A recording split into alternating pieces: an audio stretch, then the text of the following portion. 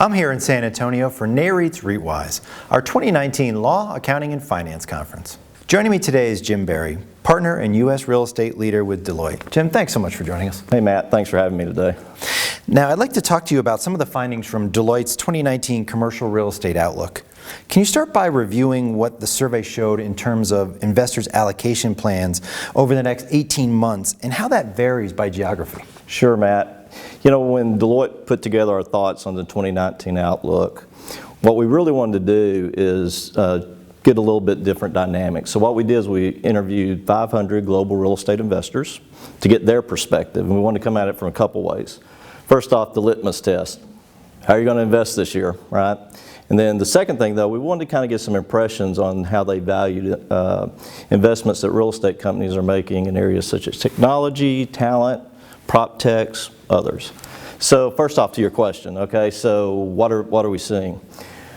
We saw a great response as far as the actual allocations to real estate. 97% of those 500 global investors said they're going to maintain or increase their level of investment in real estate over the next 18 months. Great news.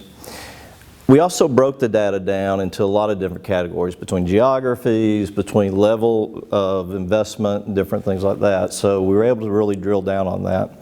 And we really saw good allocations all the way around. But there's a few that stood out. First off, as far as where's the cash coming from? The US, Germany, Canada are all showing the largest increases. Which is, I think, good news when you think about stable economies, those kinds of things.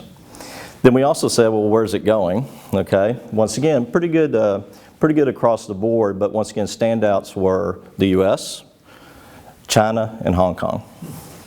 And what reaction did the respondents have regarding the use of technology, both as an investment tool and as a differentiator from among the companies that they want to invest in? Clearly, there's the inside of the investors that they're looking at from a couple places. One is, well, what kind of investments, what kind of real estate is really going to drive, the greatest returns?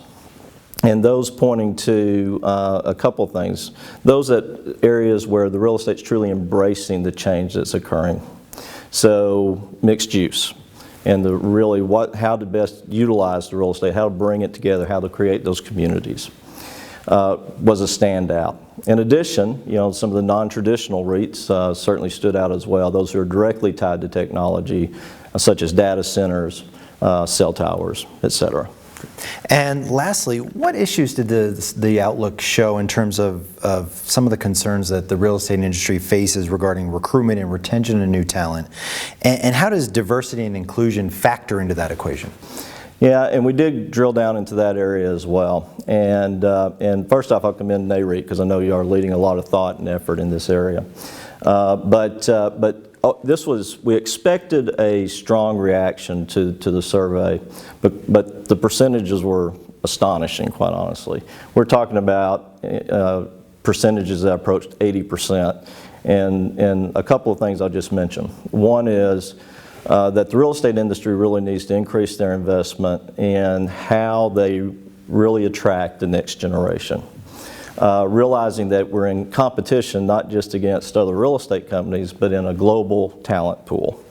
So how do we create the environments that we really need for the millennials, for the Gen Z, everything else? We also then said, well, what about the baby boomers? And once again, close to 80% saying more investments needed in retooling. Let's tie back to that point about technology. Life's changing quickly. How are we going to utilize those skills and talents and that deep expertise that exists in an industry like ours, gained over years, but things are changing, retooling those as well. The last point I wanted to make is really that the need for this industry and a lot of industries to reanalyze and really call to action how they bring diversity and inclusion and make it real.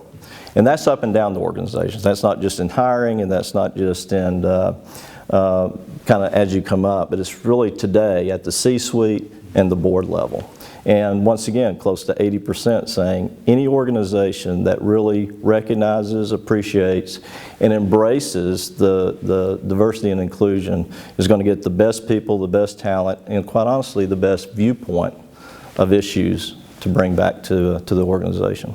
Jim, thank you so much for joining us. Matt, I appreciate it.